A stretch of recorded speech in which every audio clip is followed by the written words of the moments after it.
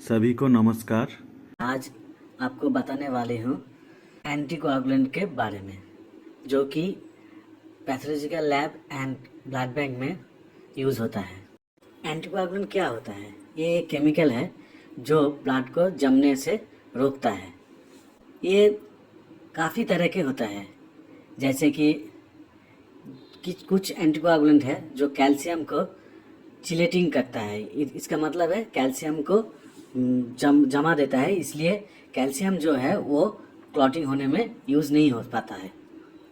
दूसरा है thrombin action को इनहिबिट करता है, थ्रोम्बिन एक्शन को रोक देता है, इसलिए वो ब्लड जम नहीं पाता है। एक तरह का यूज़ होता है जो कि शुगर डिटेक्शन के लिए यूज़ होता है, वो है ग्लाइकोलाइटिक इनहिबिटर, जैसे कि sodium fluoride. Calcium chelating agent होता है, वो उसमें आता है EDTA, जिसका फुल फॉर्म है इथिलीन डायमाइन टेट्रा एसीटेट, जो कैल्शियम को बाइंड करता है। और कैल्शियम जो कि बाइंड हो जाता है, इसलिए वो ब्लड को जमने से रोकता है।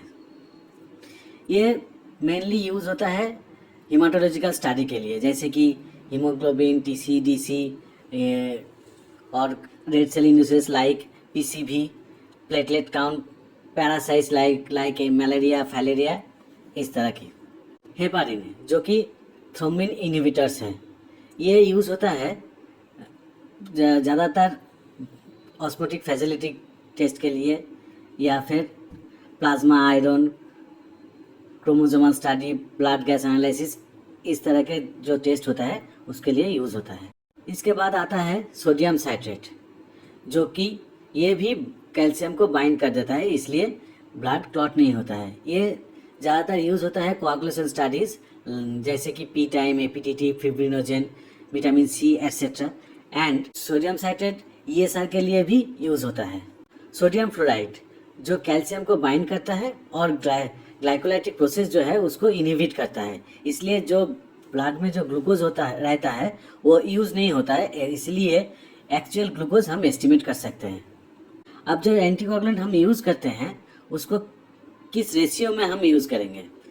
जैसे कि EDTA को हम यूज़ करेंगे 1 से 1.5 मिलीग्राम पर ml, इस रेशियो में। हेपारिन को यूज़ करते हैं 0.1 to 0.2 मिलीग्राम पर ml, इस रेशियो में। और सोडियम साइट्रेट जो कि 3.8% एक्वस सॉल्यूशन होता है, वो ESR के लिए हम यूज़ करते हैं 1:4 डाइल्यूशन में, और कोआगुलेशन स्टडीज़ के लिए हम यूज़ करते हैं 1:9 डाइल्यूशन में। और सोडियम फ्लोराइड जो है वो 6 मिलीग्राम पर ml, इस रेशियो में हम यूज़ कर सकते हैं। और जो पैथोलॉजिकल लैब है उसमें और एक चीज़ बहुत ज़्यादा यूज़ होता है, वो है क्लॉट वायल, जिसमें कोई एंटीकोआगुलेंट यूज़ नहीं होता है।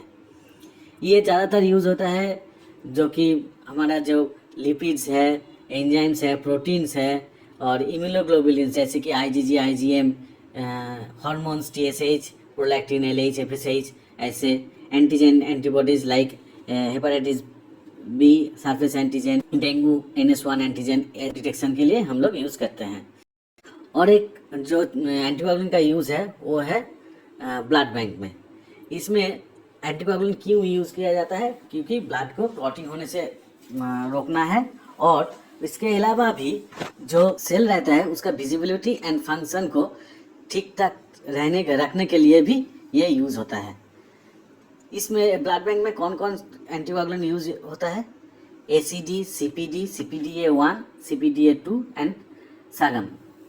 एंटीकोआगुलेंट रेशियो क्या होता है? इसमें 14 ml एंटीकोआगुलेंट यूज़ होता है 100 ml ब्लड के लिए। अब जो ब्लड बैंक में जो एंटीकोआगुलेंट यूज़ होता है उसमें रहता है citrate, citric acid, sodium citrate, sodium phosphate, dextrose, adenine, ऐसा कुछ चीज़। इसका रोल क्या होता है? साइट्रेट यूज़ होता है एंटीकोआगुलेंट की तरह, साइट्रिक एसिड यूज़ होता है जो कि ग्लूकोज को कैरामेलाइजेशन से रोकता है। जब हम इसको स्टेरिलाइज करते हैं, क्योंकि ब्लड बैग को स्टेरिलाइजेशन बहुत ज़रूरी होता है। इसके अलावा जो माइक्रो ऑर्गेनिज्म है वो ब्लड के थ्रू बॉडी में एंटर हो सकता है, इसको रोकने के लिए हमको स्टेरिलाइज करना पड़ता है। अब हम जब स्टेरिलाइज करेंगे तो उस एंटीकोगुलेंट में जो ग्लूकोज रहता है वो कैरामेलाइज हो जाता है। इसको रोकने के लिए हमको साइट्रिक एसिड यूज़ करना पड़ता है।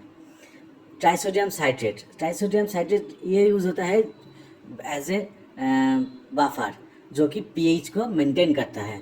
सोडियम फॉस्फेट ये भी बफर है। डेक्सट्रोज ये सोर्स है एटीपी के लिए। Dextrose one type of monosaccharide.